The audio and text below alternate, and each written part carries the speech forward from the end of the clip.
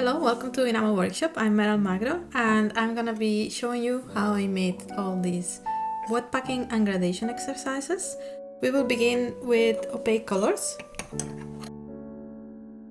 Our first exercise consists of simply wet packing an opaque color, and on the second exercise we will use two opaque colors. I will try to make a straight line between them. I will show you how to work on a very high dome, and here we will also create a curved line, and then we will create a gradation over the top later on.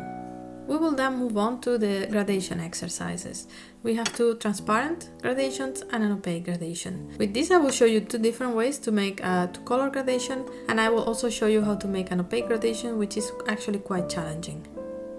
Our last exercise is an enamel base for jewelry. Here I created a blue gradation for an opalescent design, and in this one I will show you another gradation technique.